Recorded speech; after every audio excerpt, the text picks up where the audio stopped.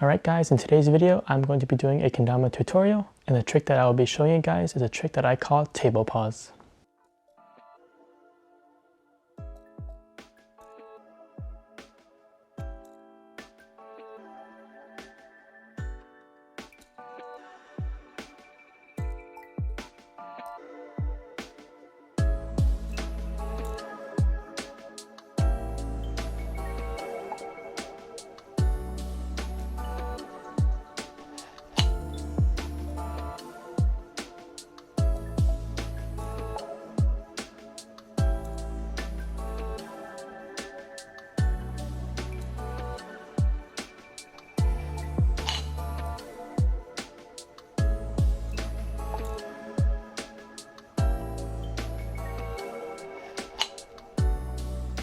Alright, so for a little background on this trick, I started doing this trick in 2019, and I just happened to think of this idea and this concept, and I also thought it was unique because I hadn't seen anyone do it before.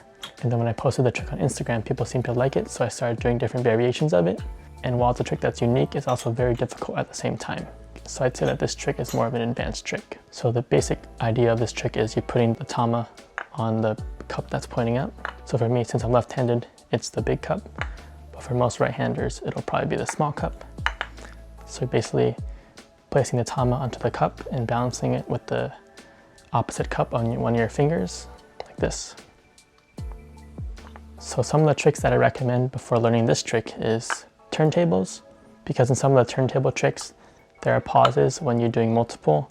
Sometimes you're gonna have to like stop off midway like this and just hold it there. So that's basically what the trick that I'm showing you guys is, just like this pause, which is why I call it a table pause. I don't know if anyone knows a specific name for it, but that's what I just came up with. Yeah, so learning turntables and then learning, I guess, fast hands in general, because it is sort of like a fast hand trick when you go into it. So the trick that I showed in the beginning of the tutorial is basically a fast hand, throwing it onto the cup and then catching it and balancing it with your finger like this. So learning basic fast hand tricks like, I guess, down spike fast hand, learning maybe a J-stick fast hand, just any of the basic fast hand tricks will do, just to get like the idea of the fast hand motion. And yeah, once you learn those, then you'll be pretty much set to do this trick. So the first step for this trick is, obviously the basics is just having the tama in your hand and pulling it for almost like an airplane or a lunar. So as you're pulling it up and rotating the ken slightly like this, you're going to throw the tama or place the tama on top of the cup like that. So pulling up and like placing the tama on top of the cup, because that's where it'll land. And then you're going to have to, in the next step, you're going to have to switch to your finger, obviously. So just getting that first part down of putting the tama, placing the tama onto the cup and just making contact. So just that, make contact with the cup. And just keep on doing that multiple times until you feel like you're comfortable with making contact with the cup. And it doesn't have to be like full contact, as long as you're like placing it in that area, in that general area. Then once you land it and switch to your finger, then it'll most likely stay onto the cup. But obviously just making full contact also helps first, just to get a better feel of it. So just like basically tapping the cup with the tama.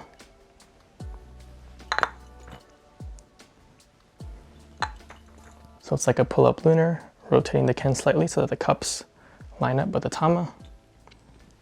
And as it's in midair, making contact with the cup, what you want to do is you want to make contact with the cup when the ken is parallel to the ground. So not slightly up, not slightly down, making sure it's parallel with the ground, because later on that'll help for when you balance your finger on the ken.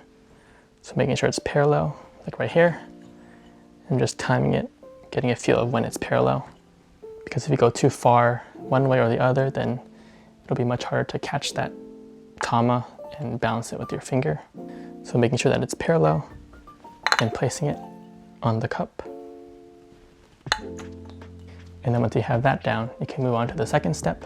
So the second step is, after placing the tama on the cup, then switching your finger and placing your finger on the cup and balancing it.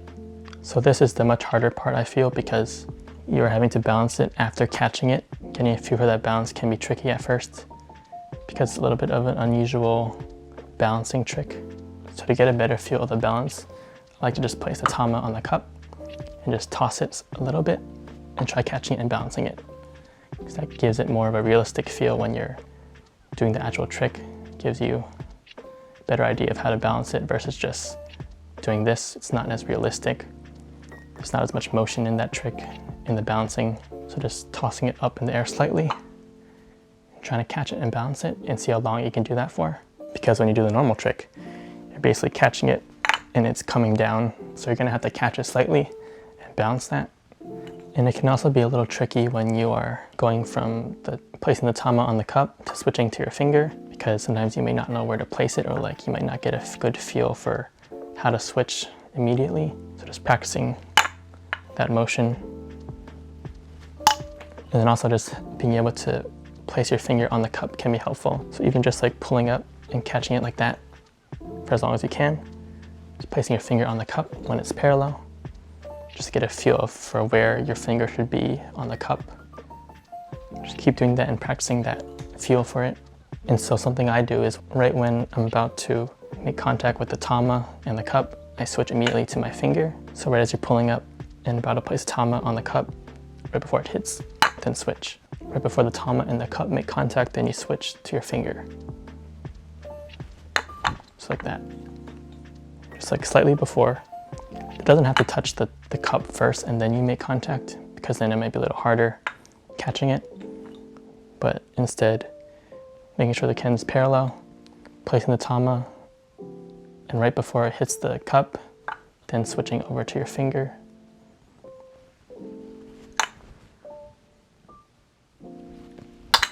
Like that. And then obviously, I like to use my pointer. That's the easiest for me. And then once you get that second part down, then you can move on to the ender. The way I like to end it is I can just go straight into an airplane, so just catching it, rotating and catching it on spike. Obviously you can do other ones that are a little more fancier, like juggle the spike out of this. You can do like a pressure back to inward lunar, like that. Yeah, there's a bunch of ways to end the trick. But safest for me is just straight out of airplane, or straight into airplane. You can also go back to lunar too. That might be a little safer actually. And then spiking it. Yeah, so just being able to combine those two steps. And then also there's other ways that you can go into the trick. Obviously the pull-up lunar or pull-up one is one of the easiest to get into. You can also do it from lunar, so lunar, and then going into the table pause like that. Lunar flip into it, which is much harder. But for me, the easiest one is either pull up, like in the beginning of the tutorial, or lunar, and then catching it like that. A recap, so making contact with the cup when it's parallel with the ground, and then transferring over to balancing it on your finger, and practicing that by giving it a slight toss and catching it, and then ending it in any way, either lunar or back to spike. Yeah, so that is the trick table pause. I hope you guys found it helpful, and I hope that this will help you in landing this trick. It is a very difficult trick, so just be patient with it. Just use those steps that I said to help you, and obviously just practice a lot. Thanks for watching the tutorial, and I'll see you guys in the next one.